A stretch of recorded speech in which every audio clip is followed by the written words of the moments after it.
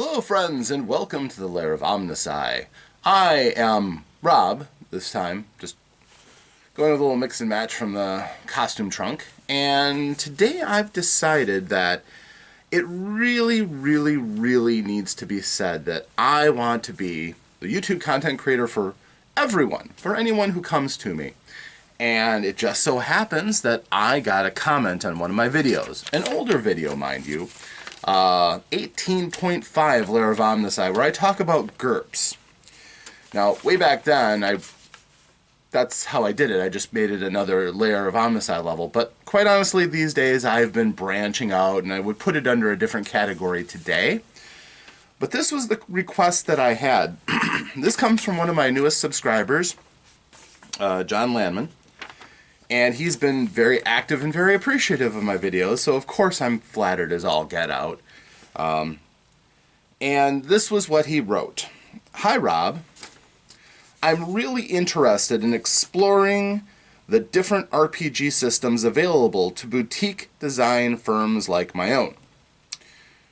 Do you think you'd ever be interested in doing a video in which you compared and contrasted these different systems, like SRDS, 1/D20, GURPS, Fudge and Fate, etc.? You touched a little in games that use some of these during your vault, which was a very recent video I did where I was cleaning out my library, which is a lot cleaner now, and going through some of the systems and briefly touching on them and talking about different things that I had, different artifacts in the vault. But I touched on a little bit about those games, but it would be cool to get a more detailed overview of what's available out there. I'd also be interested in your insights on rights restrictions, level of marketplace for the various systems, and even your opinions on the chances for an independent RPG studio to compete in a world so dominated by Wizards of the Coast. I'd love what you do, thanks. And again, this is from John Lanman. Okay, how can I say no? But that's a lot to cover. That's a lot of ground, and if I just threw together a slapdash video, even though my videos can frequently go 45 minutes to an hour, this is one that's going to take a little bit of talking about. Now, these are subjects that I've thought about talking about in the past, but again, I have my orders of priorities. I wanted to get out the videos that explain to people how to play role-playing games, because what I'm really interested in is growing out the community and helping people who just don't know what they are but are interested in them. I also wanted to cover, of course, some of the more popular ones, but I also wanted to help out my friends who are coming out with games too.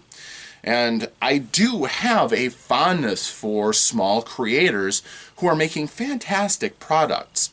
Look through my videos, John, and you'll see that I frequently say, this is the golden age of role-playing games. So much is available from before, but there are so many people coming out with their own content now that it is a buyer's market. There's places everywhere that you can go. Some that aren't in print or even ready for print, just ideas in a person's head that you can start mining right away.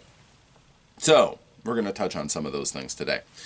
Now, as far as the systems and things that are available, an important thing to understand is that as far as copyright goes, there's a difference between crunch and fluff. Now, crunch is the rules. They are the mechanics that drive the game. Fluff is everything else.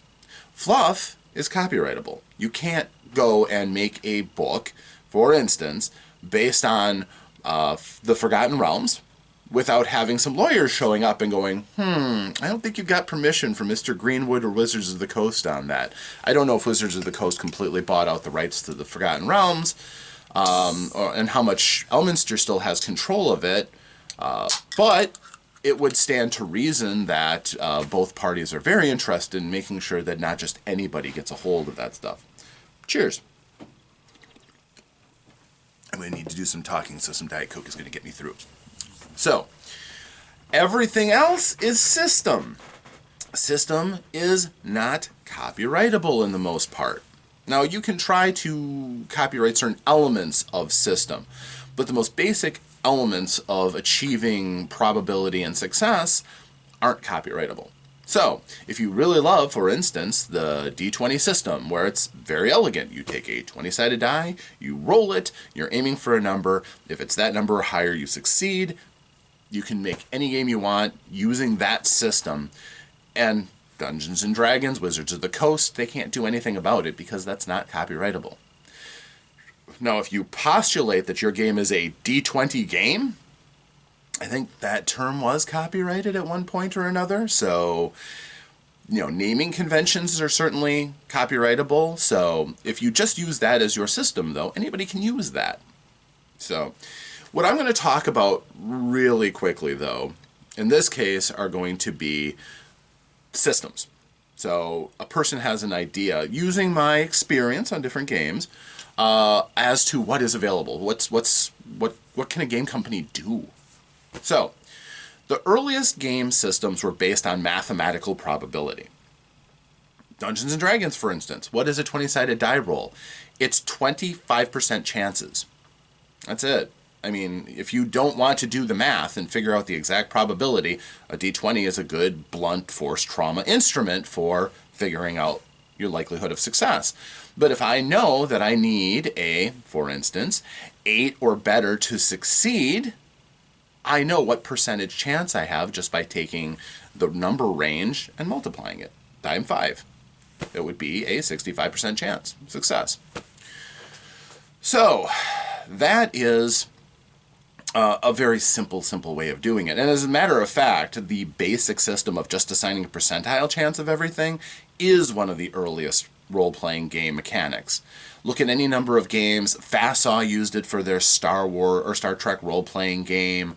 If I remember right, Iron Crown Enterprise used it for their Middle-earth role-playing game and Rollmaster and stuff like that. Percentile dice were, one of the earlier things that were created. And if you didn't have dice, you could use 100 chits, little pieces of paper with a number on them. You put it in a cup and you grab.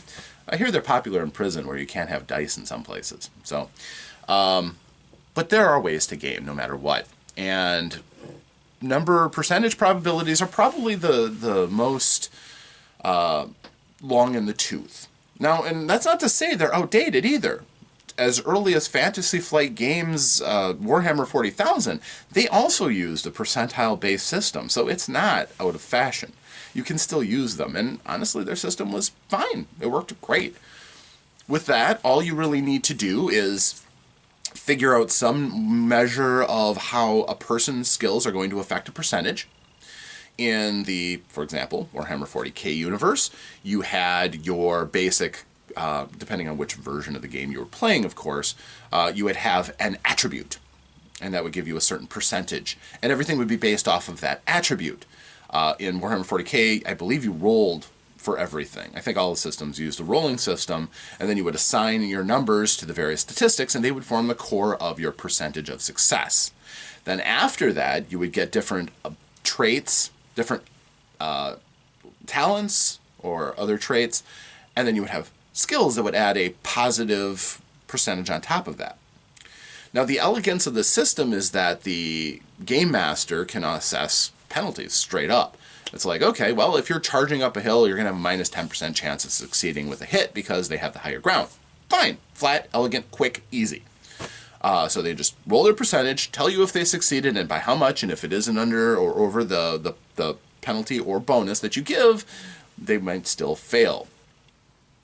That works very well for a simple pass-fail system, but there's been levels of elegance sewn into that too. For example, in the Warhammer 40K game, the more you succeed by multiples of 10, you get levels of success. So a really good, for instance, con roll might completely convince somebody of what you're trying to con them of, as opposed to just being enough blather for you to get through that encounter. So that can be good. And that's really all you need as far as resolving a does this succeed or does it not. The most simplest way is a simple percentile. And again, those dice are commonly available these days, so you don't have to worry that people will be turned off having to find those special percentile dice, which really is just two 10-sided dice. Although it is a little easier if you get what my friends have always called the dummy die, which is the one that has the tens place. So you can roll them together, and there's no doubt about which one is the tens and which one's the ones. Straightforward. It does sometimes take a little learning curve for new players to get the hold of, wow, I rolled a 0, 0, and a 0. What is that? That's 100. I rolled a 1, 0, and a 4. That's 14. So, it's not terribly challenging, not too difficult. But the oldest system, and anybody can use it because, you can't copyright the system. The D20 system, of course, using Dungeons & Dragons, it's, again, pretty simple and elegant. Nothing complicated about it. Creating characters by rolling 3 6-sided dice or 4 6-sided dice and dropping the low. Pretty sure that can't be copyrighted. So if you want to, say, not get permission from Wizards of the Coast and make your own wholly original game and just change the names of the attributes, goodness knows that's been done enough times. Rifts, for example, and I believe the Palladium games in general, have pretty much done that. They have different names for everything, but the character creation was based on the same principles, although a little bit more elegant. If you rolled high, you'd get to roll another die and get superior statistics that put you far and above common plebeians with normal dice ranges. But yeah, going into that game, we could very easily look into and say, hey, well, they took the core of Dungeons & Dragons, which is all these statistics, although they added a few and changed what some of them meant a little bit, but essentially it's the same. And, oh, look, their combat system is roll a 20-sided die, add stuff. You're aiming against pretty much an armor class. There you go. You're good. Of course, their armor class is just a single number, like a 5. Relatively easy to hit, and it's mostly on the opponent to dodge or defend themselves that really mattered. That was more of a requiring more dice rolls, but a little bit more elegant cut and thrust, requiring more active participation in a combat rather than just telling you've been hit and you take X amount of damage. For some, that's really good. For some, that's unnecessarily encumbering. So that is another thing that a game designer is going to have to think of, is how complicated do I want to make my game? Some people revel in complication, and you'll have a niche if you make one that's fairly crunchy. But there are limits. Those limits have been plumbed. You don't want to go too far. So those are just a couple very simple ones. And, always, basing your numbers on percentiles makes it very approachable for players to know a percentile and see what they get. Now, I did mention before Fassaw's version. What I played with their Star Trek role-playing game. That was a little bit different because you would have the different species. Like a Vulcan would have some bonuses to the different stats. Obviously, they were stronger. I believe they had more will. They had abysmal luck, though. That was something that was a statistic. And what they did is they used a life path system, which is the first time I've encountered a life path system. Obviously, since then, I've seen more. Traveler, of course, is one of the most, it's the most easily recognizable path system because it's somewhat infamous. But basically, the idea is, before you even get to the table, your character has gone through certain things. And they make the character grow and get stronger in the areas that they're interested in and that they explore and come to terms with. So, your character, for instance, if you want to be the best commander you can be, your character should have certain stats that are going to be quite high. You should be very intelligent. You should be very charismatic and strong-willed.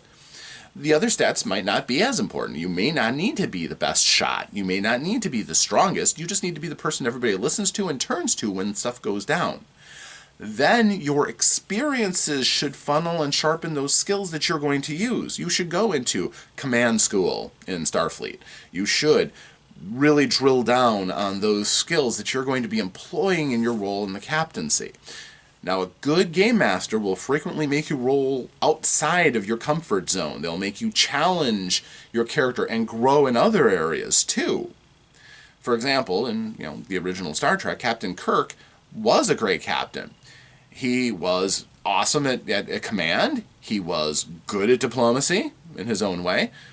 But he could also fight like a lion with his, maybe somewhat cheesy, TV violence combat style and stuff. But it all worked out. And it always ended up seeming to work out in the end. He had a variety of skills, and you could see those skills develop as we went along.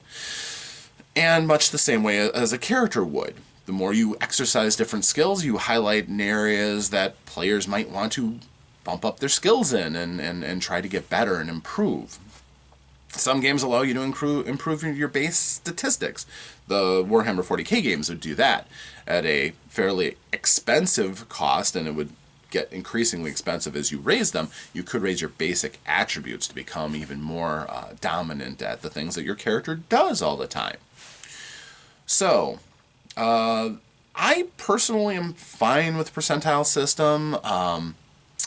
It's not as elegant as some of the more modern systems, but it does have a certain charm and appeal to it.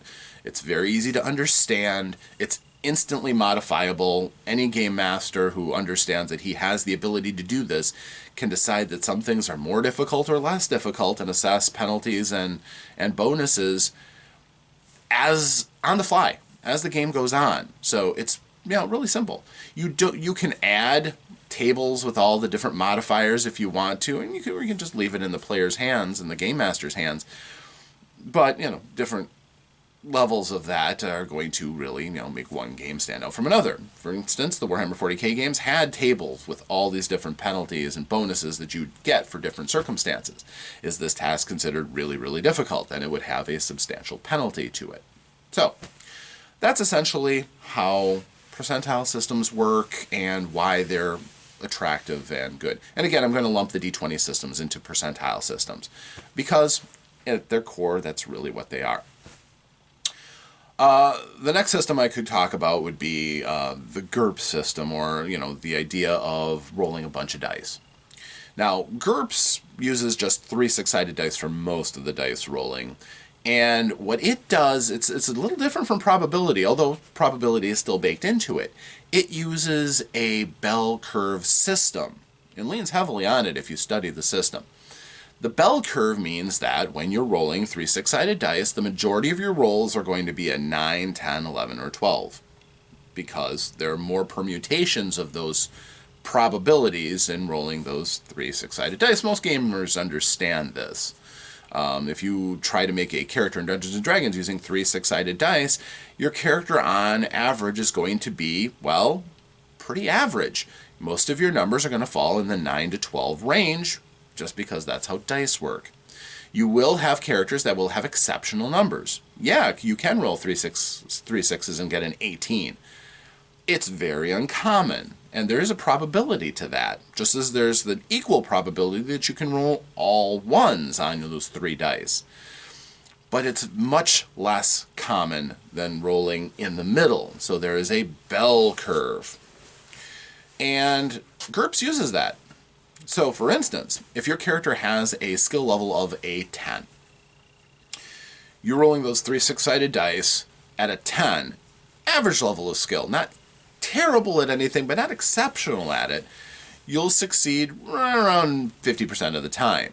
Now, that's not including bonuses or penalties, but again, that's how the number breakdown works. As your character gets higher and higher, your chances of failing get worse and worse. Makes sense. Most people can understand that. But even adding a couple of points above the average median drastically increases the percentage of success. So if you go from a 10 to a 13 or a 14, your chances of failure plummet. And in the GURPS book, they're nice enough to give you those percentages. So, you can understand that it's played out in front of you, which is nice. But there is a percentage chance. Just like in, Dungeons & Dragons, you can understand your chances when you understand what those numbers really mean. And again, it's a little bit more elegant system of being able to manipulate probability, because penalties in GURPS can be inconsequential. For instance, if you have an 18 skill and you get a -2, relatively inconsequential. The difference between a 16 and an 18 is minute. It's 5%, I think. That. So, on the other hand, if you have a 10 and you get a -2 penalty, all of a sudden your chances drop tremendously. So, part of the advantages of being really, really good is that you can willfully accept penalties like called shots or doing something challenging and really, do it with a fair level of impunity. You're still going to succeed more often than not. Realistically, that's not much different from other games accepting penalties, but I'll tell you one thing, a 2% chance, or a -2 in Dungeons & Dragons, which is a flat 10% chance, can be a lot different than in GURPS a -2. If you're, again, riding that bubble, say a 13 and you take a -2, your chances drop precipitously. And that creates a little bit different balance to the game. You will often have characters that they only have a 14 or a 15 in statistics and are still considered really, really good at something. And that's important in a point-buy system where you don't increase everything at metered levels like Dungeons & Dragons, where you go up certain levels and then boom, here's your bonuses, here's your new ability and stuff. GURPS is a more measured game. The more you play it, your character is not going to shoot up in power levels. They're going to improve at different levels, at different things. Most often the things they do the most. And for some people, that's ideal. And that's another system that we're going to talk about, the leveling systems and improvement. But just bear in mind that for GURPS, that's kind of how that game goes, and it speaks to everything in their game philosophy. Everything boils down to a simple success roll of 3d6, and your chances of success and failure are going to be still a percentile, but it's a bell curve, and that is a different mechanic. So, and intentionally so, too. It deliberately goes away from what all these other games are using, and for people who like that kind of game system, it's something that's really kind of appealing in its own way. I generally tend to like the bell curve system because, again, I like knowing that you don't have to be amazing at everything. You don't have to have 20s and 25s in statistics. You can, and then you'll be absolutely incredible. But you still are pretty darn good and can sometimes just rest your hat on having a 13 or a 14 and being quite competent, especially if you play intelligently and you do different things to try to give yourself bonuses along the way. And that's something that's good for almost every game, because almost every game has different ways of modifying your dice rolls. But in something like GURPS, it can be very, very advantageous.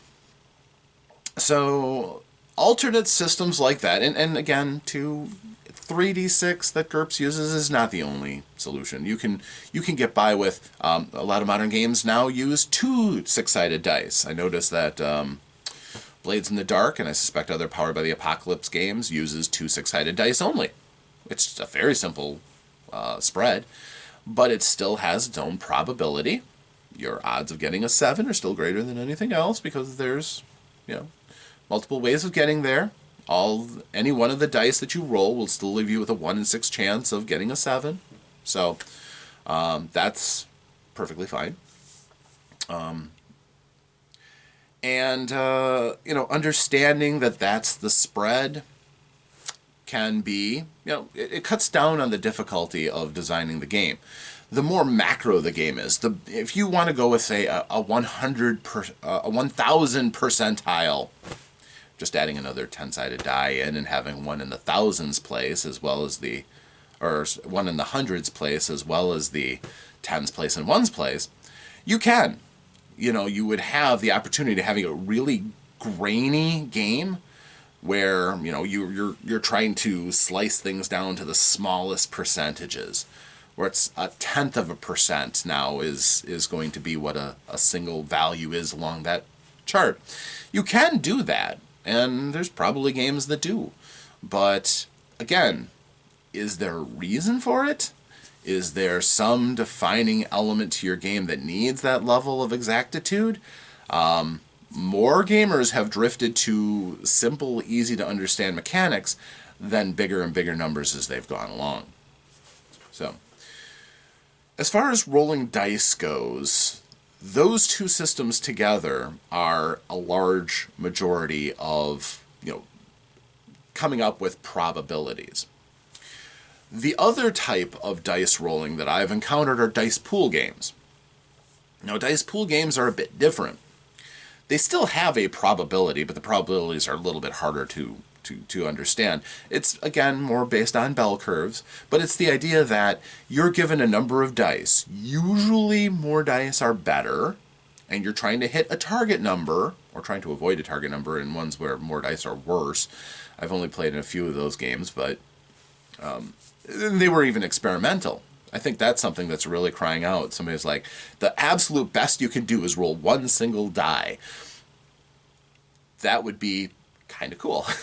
If you're rolling 10 dice, oh my gosh, this is bad. Rolling all these extra dice and the game master just giving you extra dice for penalties. That's kind of diabolical in its own way, getting players afraid of the dice.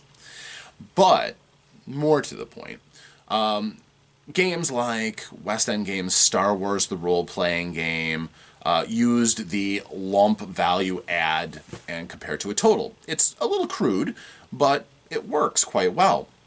You need a sliding system based on the dice that you end up rolling, and benchmarks for difficulties. And that's not very hard to do, really. With, say, 6-sided dice, those can go up. Star Wars does it by 5 points. Something that's really easy, barely needs to be rolled most of the time, a difficulty of 5. If you're rolling 2 dice even, which is pretty average human, no, not training or anything, just going off your basic skills, you're rolling 2 6-sided dice, and you'll succeed more often than you'll not against a difficulty of 5. It's almost something that you never roll. Something that's challenging, a moderate difficulty, would be a 10. Again, that untrained human isn't going to succeed at that very often, so that is something that's worth rolling for a heroic character, but isn't very challenging for somebody who's quite good. If you're rolling, for example, 5 dice at something, you'll hit 10 more often than not, although you will still occasionally miss, but more often you will see success. And since the numbers can keep going up and up and up and up, you can get statistics at, say, 10 dice, and that's all 6-sided dice. Eventually, even challenges that are scored at a 30, which is considered very, very, very difficult. Only the best people ever try this. You can find yourself succeeding at this fairly often. And also under adverse conditions. If you are wounded, for example, and lose a die, it hurts a lot less when you have 10 dice as opposed to 2 dice. So, yeah, it's another system that's not too difficult to understand. And again, if you want to make them all 8-sided dice, for instance, and really clean out people who collect 8-sided dice, have fun with that. It makes the numbers change a little bit. Obviously, you might go to a 6-point system, like a 6 is your basic difficulty, then 12 and 18, and you could do that. Is there a good reason to do that? Again, thematically in your game, more people have 6-sided dice, so 6-sided dice just made sense. You can raid them the Yahtzee and get 5 dice right there. So, you're already ready to play Star Wars just buying a pack of Yahtzee dice and pads. You can't really flip them over because they had writing on the other side. You'd almost have character sheets. So, that's another popular way of using dice pools, because your pools can shrink and grow, and you can assess penalties by taking out dice, and the game master can actually increase your difficulties based on the difficulty of whatever you're trying to do, or if you want to make it more complicated, you can attack the problem at 2 levels, either sliding the difficulty or adding or subtracting dice. And they both work just fine. It's just different ways of changing probability. Perfectly fine. The other way, of course, is to have individual dice matter. And that would be games like the original World of Darkness, and later on Standard World of Darkness, or another game I'm familiar with, Wrath and Glory, and eventually Shadowrun, are all games that use dice pools in this way. You have dice, either with Wrath and Glory and Shadowrun, 6-sided dice, or for White Wolf, 10-sided dice. And you roll, and you have a target number that you're trying to hit. And the dice that hit that number are successes. They move you closer towards a successful resolution for what you're trying to do. Now, this can be a little bit more fun and dramatic because dice can be fickle. If you have a greater chance of failing than succeeding, say you only succeed on a 5 or 6, sometimes even if you're rolling a lot of dice, you're just going to fail. The dice will just cut out from you. I can't tell you how many fireballs I've rolled that were all 3s, 2s, and 1s, which would be a failure in just about any roll you'd make in Shadowrun, certainly would be a failure in Wrath and Glory. And when you're rolling the 10-sided dice, you're getting closer to probabilities again, because it's nice even 10s. So each one has a 10% chance of each face rolling up. So you can figure out the probability of each die giving you a success. The original World of Darkness I liked a little bit more than I liked the second edition, which had a flat target number. I liked the sliding target number that you could use for the original World of Darkness. It felt to me like it gave the Game Master a sizable amount of control. And another thing that was really interesting about it, I thought, was the simplicity of the system. It was as simple as it gets. You have your basic attribute, and you have a skill, and those are the two dice that you roll almost all the time. For every dot that you have in an attribute, for every dot you have in a skill, talent, or ability, you take those dice, and as many dice as you have for that, and you roll them. Now, this was interesting. This is how you get the pool idea. If you want to do multiple things, you figure out which is the pool that you would have doing the thing you're least good at, limit yourself down to that many dice, and then you can separate them and roll them for different events. That actually makes your economy of doing things interesting, because there's a tactical element to it. GURPS, I've got GURPS in the brain. Shadowrun had separate pools, defensive pools primarily, that had extra dice that you would roll when you're trying to defend yourself. So it basically covered your reactions.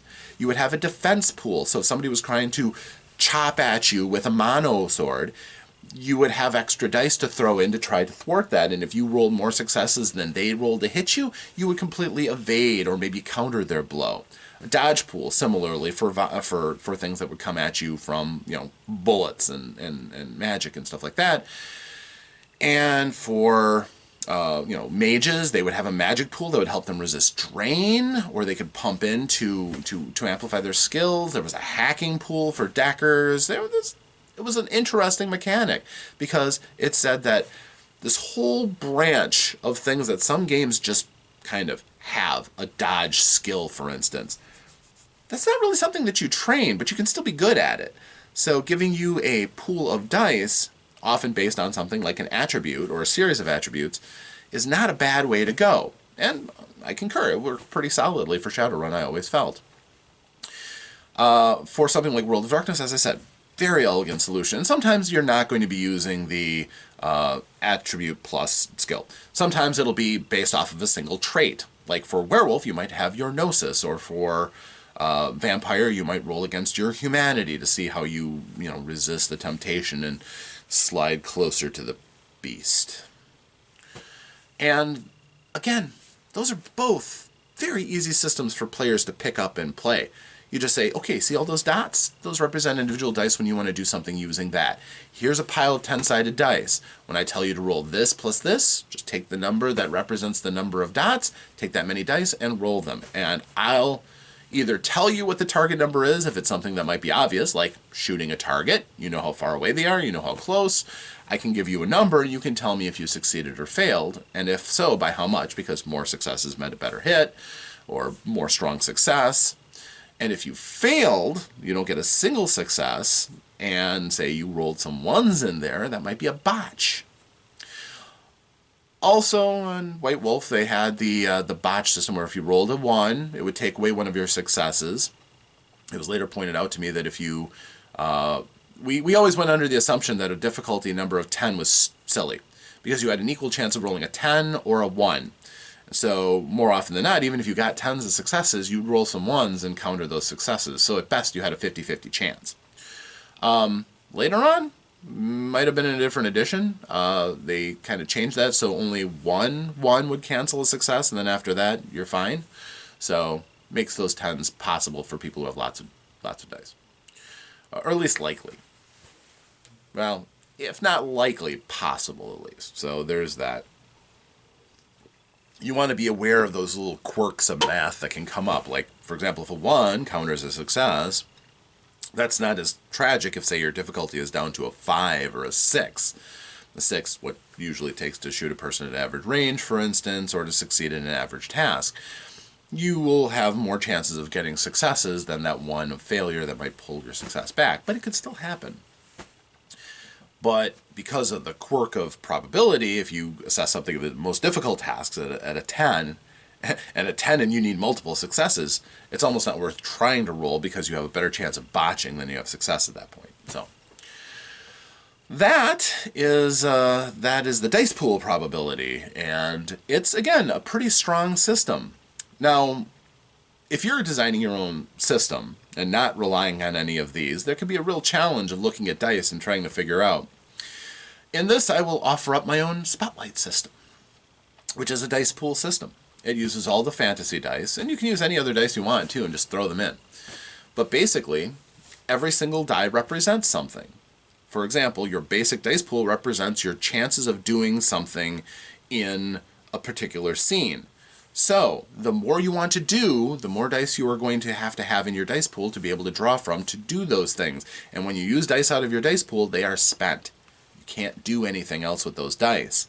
So your ability to react to whatever happens next, until the scene refreshes and everybody's pretty much exhausted their pools, if you spend all your stuff right away, you can't react, and you're a sitting duck for the next person who's going to try to pop you, or if you have to react to something, you're just flat out exhausted from what you just tried. Which creates a certain level of, in my mind, elegance and economy, where the players have to kind of budget. And it also allows you, with the dice, to figure out things like, maybe I don't want to put my full effort into this. Maybe I'm just going to give it a casual look, and that's represented by the dice. If I have a 4-sided die, a 6-sided die, and an 8-sided die, and I've got a D8 level of perception, so I can use any of those dice for something. If I'm in a horror scene, for instance, and I want to see if I can tell any telltale signs that the monster is hiding behind those curtains at the end of the room, I might think, well, the monster is supposedly an 8-foot-tall Irish werewolf, we'll say. Irish because it's St. Patrick's Day werewolf, because I just had the mask, most likely. And if he's hiding behind those curtains, I might not need my full 8-sided die to be able to see him, and I might want to keep that die in my die pool so that I can run away or defend myself if I need to. So I'm going to roll maybe the 6-sided die or the 4-sided die instead and take my chances. That's all represented in the game. If I want to say, okay, I'm fighting somebody, and I've got my combat skill, and I've got my weapon, and I've got my attributes, so I can roll up to 3 dice, maybe my first attack I take at them, I want to feint. I don't want to put my best shot into it, but I want to make them react and draw off some of their defense, and maybe draw off some of their ability to attack me as well. So I'm going to roll a lesser die and the value of my gear. So if I'm rocking a sword, and roll the die for the sword, and maybe I'm not going to put my full strength into it, so I'd roll a lesser die for my strength, roll it all together, and that's what I come up with. Mine doesn't use a added sum. You take the highest die value, and that represents your number that you get up to. Oftentimes, lesser dice are rolled as a cushion so that you can avoid disaster. If you're only rolling 1 die, you have a chance of critically failing rolling a 1. So if you roll more dice, that can generally cover you from rolling that 1. So that's how my Spotlight system works for my game. And, I think it's kind of elegant. It accomplishes a lot of things, and every point to it has a purpose, which I think is important in game design. It's also, as far as I know, unique. No other system really uses that approach. And though it's a little bit more fiddly and complicated than some systems, there is a certain elegance to it, allowing you to do a lot of things that other games would have to do using separate rules and systems and such. So, I think that does a pretty good job of covering dice-based systems, though, for gaming. Dice are, of course, one of the oldest probability generators. Certainly people have pulled out dice from ancient Egypt and Rome. They're not unknown. And still in pretty good shape for some of them, too. Wouldn't mind having a few of those in my collection, I'll tell you that. But they're not the only way, are they? No. One of my favorite games for superheroes is the Saga system for Marvel superheroes. It's kind of a blip in the gaming radar, but it used a deck of specialty cards. They also made one for Dragonlance that very few people really paid attention to. Because, again, it used cards for Dungeons and Dragons. it wasn't something a lot of people really went for. And also, that age of Dungeons and Dragons I don't think was as popular as the classic era with Chronicles and the like. But basically the idea was this. With the Marvel superhero system, you had 4 attributes, and each of those were 4 suits in your deck. Now, of course, they had art and illustration, and the decks had different other properties and things that helped storytelling. Most of them were Game Master's tools. Some of them were resolution tools. But there were 4 suits, and that was strength, agility, intellect, and willpower, if I remember right. I think I do. And they were typified by the exemplars of those statistics. So for strength, you had the Hulk. For agility, you had Spider-Man. For intelligence, you had Mr. Fantastic. And for willpower, you had Doctor Strange. And so they were very easy to recognize. You would see the little suit in the corner. They were also color-coded. Red for agility, green for strength, blue for intelligence, purple for willpower. Worked fine. There was also a 5th suit, the Doom suit. And this was an interesting little level of narrative storytelling. The Doom suit, of course, had villains. And it was the only suit that could go up to 10. All the other ones capped out at 9. And the Doom actually had a 10. But here's the thing. If you used a Doom card to resolve an action, the storyteller would get that card, and they would be able to assess it as a penalty to something in an upcoming roll, or an upcoming draw. This was significant because, if you ever read a comic book, you know that the narrative is usually full of twists and turns. Think about Spider-Man. Anything Spider-Man does is always more complicated. He would have a very sadistic storyteller. And everything he does, from something that seems relatively simple, for him, throwing out a web, swinging down and catching a hapless civilian, piece of cake for him. But the storyteller may play a Doom card and say that person panics and jabs Spider-Man in the fingers with his keys and causes him to slip. Now Spider-Man has something else he has to react to. But that thing that he just did, that seems so easy because he didn't use a very big card and this is a piece of cake for him, got complicated. And now he has to go and do something else to recover from that. It's very fast-paced, and that's, I think, an important thing that they were shooting for there is when you want to do something, the storyteller says, okay, play your card. And you would look at your attribute, and you would play a card. And the cards, again, were numbered from 1 to 9, except for the Doom suit, which had a 10. And you would add that to your attribute. Very simple. Tiny little bit of math. Add up to 9 to something. Now, there, of course, were a few more wrinkles to it than that. If you had a card, for instance, that matched the attribute you were going, that is the trump for that attempt. And it would allow you to draw another card from the deck and lay it down, and add that to the attribute and to the first card. Which means that sometimes even a 1, say in agility, if you're trying to do something with agility, triggers the trump and lets you draw another card. So at random, it could be even better. It could also be a Doom card that goes right to the storyteller.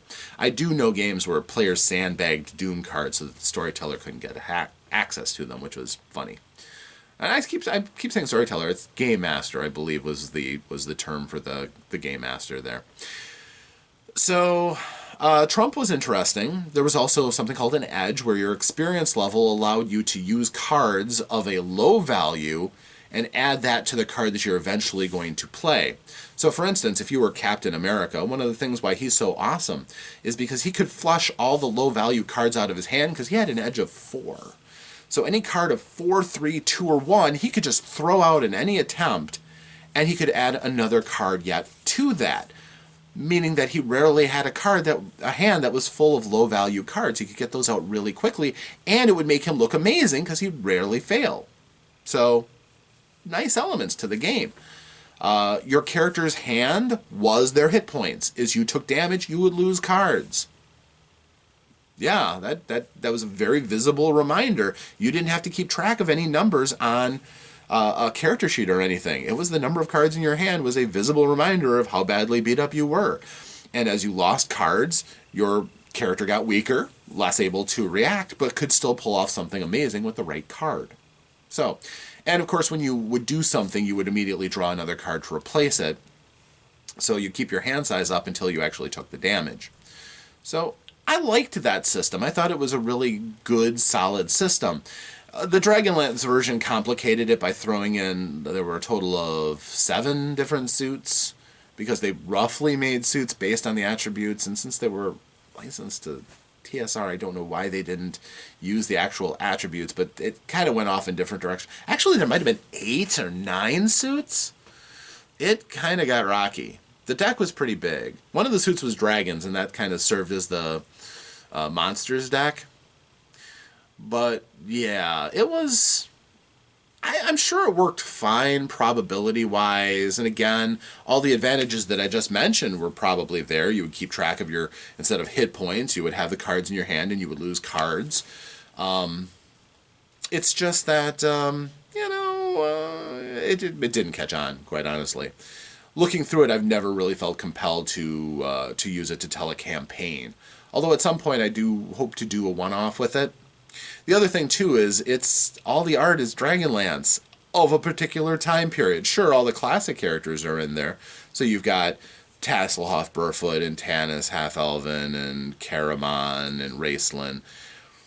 But at the same time, you've got all these other characters that if you only paid attention to the classics, which I mostly did, I didn't really read a lot of the newer ones, you're not going to get it. You kind of have to be a big Dragonlance fan to know a lot of the characters. So it's fine. It does what it needs to do. As long as you don't care about the individual characters on there, it's a way of resolving stuff. So then you have hybrid systems. You have systems that use one thing and another. For example, Deadlands. Deadlands has dice, and they have a poker deck. Now, that kind of fits the Western theme, because dice games were something that did happen in the West, but there was a lot of emphasis on card games. The professional gambler, for example, relied more on skill. So card games have a greater possibility of changing the probabilities, and also of being able to, by keeping your information and what's on your cards away from your opponents, the ability to bluff, the ability to call others bluff, which might hurt if they actually are sitting on a stacked hand. So gambling is something that is inimicably tied to the Old West in a certain perspective. A lot of the gamblers of the era are actually kind of, cultural heroes is a little strong in many cases, but one of my favorite books actually is one written about Doc Holliday, and it doesn't so much spend all of its time talking about the Earps and Tombstone. It's more about how he got out of school with consumption. And even though he went to school for being a dentist, nobody was really going to have a dentist who was coughing all the time and clearly ill. So he very quickly took to gambling, and he went to the West essentially originally for his health, but he kept on the move because, well, he got to be fairly infamous anywhere he went. It's a rough time period. From what historical things I know, he actually did kill a number of people, but the book very much paints him as a person who only killed reluctantly, and there's been different versions of him. It's a fun read. But so there's dice, and that resolves most things, but there's also cards, which are used in part in the game. Savage Worlds also uses cards, even though it uses a range of the dice for almost everything. It uses cards just for initiative. And a person might say, well, that's kind of weird. Why would you sew in 2 different mechanics? It's not a huge burden to have the cards around. It's kind of nice. And there's a functional aspect to it. You leave the card in front of you so that the game master can just look around the table and see who goes next. They don't have to call out. So you've got your initiative sitting proudly in front of you. And there's ways of manipulating that. Some people can draw more than one card and take the better. So you could penalize somebody by making them take 2 cards and take the worst. So there are, as long as there's a reason to it, as long as you can think of a purpose to it, there's any number of good systems that you can use. Using your own custom deck, generally necessitates you getting art for it. That's going to increase your costs, but it can be an interesting and unique touch that makes that game uniquely your own. It will, however, have an effect of chilling your sales a bit because people now have something else they have to get for your game, right? Many gamers might already have dice and stuff, and that's easily, an assumption that gamers are going to have dice or that they can easily get a hold of them. If you're the only one who can make your custom deck of cards, that's a little more challenging. That's the boat I'm up against right now with Torg. While I have a great number of the books and I could run the campaign, I don't have the deck of story cards. And I understand that they're not essential, and I also understand that if I was unscrupulous, I'm sure I could scour the internet and I could find them and I could print them if I wanted to do that.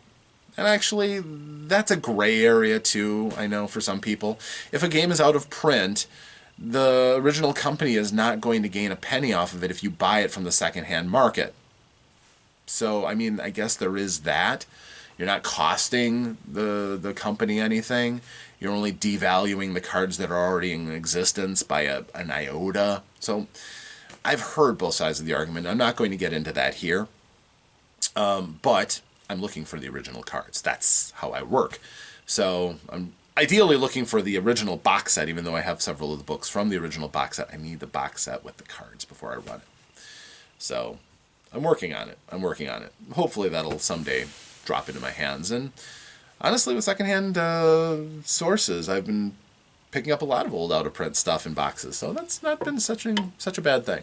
Kind of hoping that today, at some point, I'll be able to try that again. Now, resolution of when somebody wants to do something, and you being able to say this succeeds or this doesn't succeed is kind of an important thing. It is the crux that makes a system run. And there are systems that are exacting in how you do this. For example, 5th edition Dungeons & Dragons can often feel like everything is down to just a dice roll. Everything. You walk into a room. What do I see? Well, in the old school, you would get a very brief description of the first thing you see when you walk into a room and rely on the players looking around and telling you they're examining other places to give more information. No dice rolling is required. You just need to observe things. So if as my most recent Dungeons & Dragons game proved out, the character who has infravision had to tell me, I'm going to use infravision, look around the room, and that worked really well. Mostly to confirm that rooms were empty, but it's a good tactic. Hide the torches. I'm going to look in and see if I can see anything. You can't. Okay, you're good. Looking up. Your average person walks into a room, they don't look up. So the general assumption is, players walk into a room, they don't look up. There's a lot of monsters on ceilings. Spiders, trappers, lurkers above. Trappers are on the floor. Lurkers above. Slimes and oozes of all sorts. Traps that might be up there. If you see spikes up there, you should probably look out. But that's something that, generally works in a wide variety of different games and things. So those assumptions can often be obliviated by, okay, go ahead and roll a perception check. You roll a 15, okay, that's enough to say that your character looks up and sees this. Do you want that in your game? That's something that's important to think of when you're considering a system. How exact do you want it? How much interpretation do you want to leave in the hands of your game master? Some people like everything nailed down. Some people like a way of resolving anything that comes up. A game like, for instance, the Warhammer 40k games by Fantasy Flight. It's a percentile system that covers just about everything. There's not a lot of gray areas. Sometimes you might roll against a straight attribute if it doesn't seem to fit into a skill or something, but generally that covers almost everything you do. Sometimes you don't want exactitude at all. Sometimes you wanted to leave it very vague and open for interpretation. That's where games like Fate and Fudge come in. Fate and Fudge are basically the same game. It's just, Fate is Evil Hat's incarnation of it. They wrote it up. It's very pretty, and a lot of people really do like it. Fate uses specialty dice. They have 2 plus sides, 2 minus sides, and 2 blank sides. The better you are at something, you roll more dice. And when you roll, you try the more pluses that you get. Oh, I'm sorry. You don't roll more dice. I'm thinking of something else. You roll 4 dice. And your skill brings you up to a certain level. So, for example, if you're really good at something, you can try things that are really complicated. And then you roll dice for the uncertainty of life. What happens? Minuses subtract from your effective skill, pluses add to your effective skill. Roll all 4 successes. Even somebody who's relatively poor at something can succeed because of luck, the vagaries of fate, what have you. If you have somebody who's really good at something and they roll 4 minuses, they suddenly pull off a boneheaded maneuver, and even though they're good, they just whiff for whatever reason. It's not necessarily a system to show how good you are. It is a system to show how fate can mess around with what you're doing. And that's the entirety of the mechanics of the game right there. Always roll 4 dice and apply it to your skill and what you're trying to do. The game master assesses what the difficulty is for whatever you're going to try to do, and that's the majority of it. Then there are things like aspects. Controlling if my character has an aptitude, for instance, that makes them better at something that might, give them an increase in certain things. If the space around them makes things more difficult. For example, a 0G environment might really cause havoc with things that require balance or coordination. If you have no resistance to anything and you can go flying off with the slightest push on something. So that combination of aspects and traits is basically what defines the characters and the places that they go to, and that has a direct impact on that very simple resolution for anything that they do. And basically that means that once you have that basic system done, then everything else is just source material and fluff.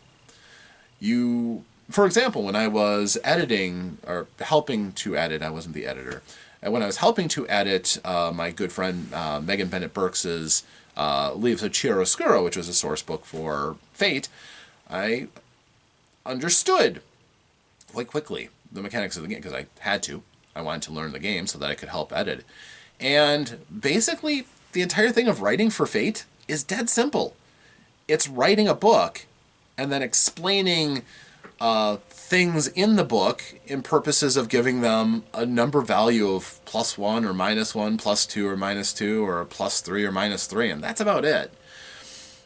So if you have a race, for instance, that's unique to your world, you just figure out, okay, what makes this race unique? Okay, I'm going to give them a trait for this, a trait for this, and a trait for this. And that's it. Some of them will be positive, some of them will be negative to balance out the advantages, so that a person who is of a race that doesn't have all of these different traits, like, say, stock human, will still have a few minor traits. But somebody who has a really strong trait for something, like, for example, can fly, was going to have something that's going to average that out. So that's something that's pretty important for that element of design. Now, as far as system goes, that's generally the core of what most people talk about when they're talking about a game's system. There are other subsystems like character creation and design, and those are legion too. I could make a video about that if you're interested, because there's a lot of those as well. But I think that this element kind of thrusts at the core of one of the questions that John gave me, and that is, looking over the different systems, what is available out there? First of all, again, like I said, it's a buffet. You can take the best out of what's out there if you want. Something that really speaks to your game, that is an ideal vehicle for your game. The system is there. It's just, don't use any of the fluff. Don't go into the kind of things that are going to get you into trouble. If you wanted to look at the Star Wars the role-playing game, just don't use the Force. That's not a good idea. But you could use the D6 system just as easily. And I know, they've got the trademark on the D6 system, but honestly, if you're going to use your own version of it and just change things up, nobody's really going to stop you from doing it until you start cribbing other materials. Unless you start cribbing what they actually wrote to describe the system. You got to make that stuff up for yourself. But if you see something that really seems to fit an idea of yours, go for it. Originality is far more important with the fluff than it is the mechanics. Now, if you can come up with your own unique mechanics, extra credit for you. I deliberately made my spotlight system unlike anything I'd ever seen. I got really, really depressed when I had never seen Savage Worlds before. And somebody mentioned that, oh yeah, all the attributes and traits are based off of dice. And I'm like, crap.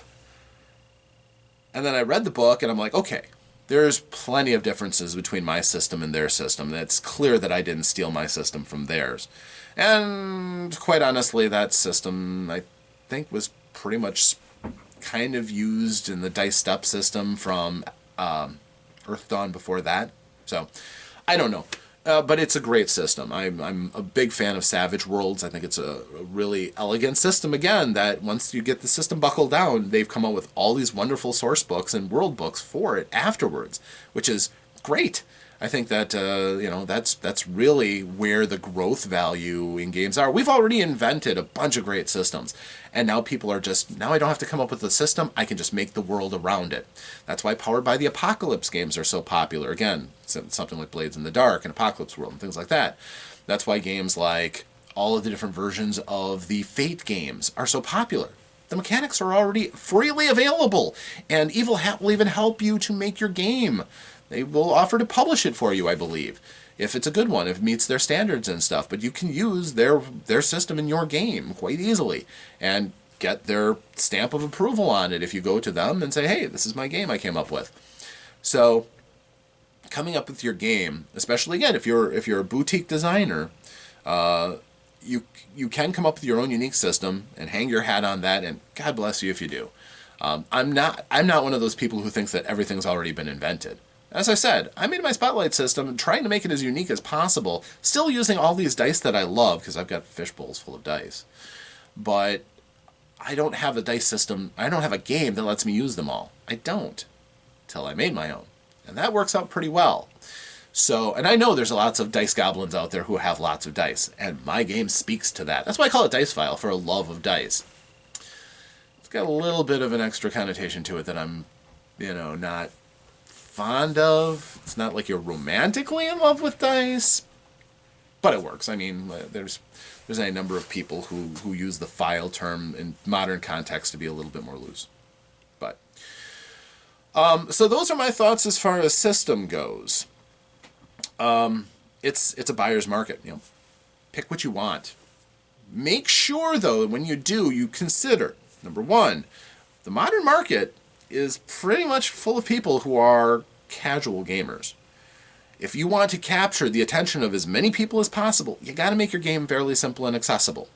Don't go with exotic things that are really necessary to run your game. If you do have something in your game, make it optional. Try to figure out ways that you could work around it so that somebody can come in without having to get all the stuff. For example, when I backed the role-playing game Planet Mercenary through its Kickstarter, I got a lot of extra tat. I got a deck of cards to help with storytelling. I got metal tokens. I got extra a couple sets of extra dice. That's all cool. That's all pretty. But ultimately, not necessary. And it's all extra stuff. That's the way to do it. The other thing, too, is try to work more on what makes your game special. If you can't nail an elevator pitch with 2 or 3 sentences that illustrates what makes your game special and unique, focus. Focus it down. Because a bloated game is just going to die on shelves if it ever makes it to shelves, or it's going to sit in a quiet nook on Drive-Thru RPG where nobody's going to notice it. So try to get a hot elevator pitch for your game that makes it exciting. For instance, my Spotlight system, Dice File, is a unique game for people who love dice, where all of your dice are used to represent something happening in the game. It's fast-paced, easily accessible, and can encompass any kind of encounter, campaign, world, circumstance that you can think of with its unique lens and scaling systems. So I've done a bit of thinking about this. It's been developing since 2014, so, I've been working on it. But if you're going to make your own game on all of that, that would definitely be my suggestion. Pick a style that works for you. A lot of people flock to using the core Dungeons and Dragons set. With the open gaming license they have, the core mechanics are available because they are anyhow. But if you're going to do something involving using their basic system and, making it so more people can understand it so that you can use strength, dexterity, wisdom, constitution, intelligence, charisma. You can use hit dice. You can use levels. Well, if you're going to do that, then a wider range of audience is immediately available because people are probably exposed to Dungeons and Dragons and get sick of the fantasy. So if you want to think of some other thing to entertain them, modern D20 came out and it was quite successful. I have Spycraft, which is another way of using modern D20, and that worked. Star Wars D20 came out, and that was okay. Wasn't great, but it came out. So, just think from purposes of what serves to drive your boat. If it's a system that you're just using for its basic mechanics, then one system will work for another. But if you have a special, unique mechanic and a particular system really speaks to it, by all means do that. I would recommend using things as available to people as possible. Poker cards are commonly accessible. Six-sided dice, commonly accessible. The simpler it is to operate, you get rid of barriers to entry. Making your book center around 300-page hardcover books, that's a bit tougher barrier of entry. You really need a hook then to draw people in. With Fantasy Flight and their Warhammer 40k games, it was going to appeal as a role-playing game in the Warhammer 40k universe. People who love that universe would buy the game, even if they're $50 hardcover books. I certainly did. So, those are all relative things. Now, in a future video, I'm going to talk about a lot of these other questions. I'm also going to talk about leveling and advancement mechanics, too, because that is an important part of what keeps people in a system. The core mechanics are what bring them to the dance, but then if you're going to want them to keep playing your game and be interested in all of the other stuff you're going to make, you need to have things that keep them engaged. And character advancement or leveling, depending on the game that you're playing, is certainly an intrinsic part of that. As well as different barriers of entry, like how complicated is your game to run. Something as simple as Fate really speaks out to it. A lot of people like it because it's lightweight, easy to use, and very simple to run. Whereas a game like Dungeons and Dragons, there's a learning curve. You have to learn how to be a dungeon master to do it well. Although, honestly, some of those barriers have been lessened and softened by 5th edition. So as far as all the other questions that you have too, John, I will get to those. So thank you for joining me. I'm Rob. This has been me talking about role-playing game systems. We will dive in exactitude to the different games that I have. That is certainly in my intention as soon as I get more time back. But as far as a thumbnail sketch on all that is available right now, that's my experience, my knowledges, and hopefully that helps you out. So thank you very much. Until next time, I'm Rob. This has been the Lair of OmnusI. Farewell.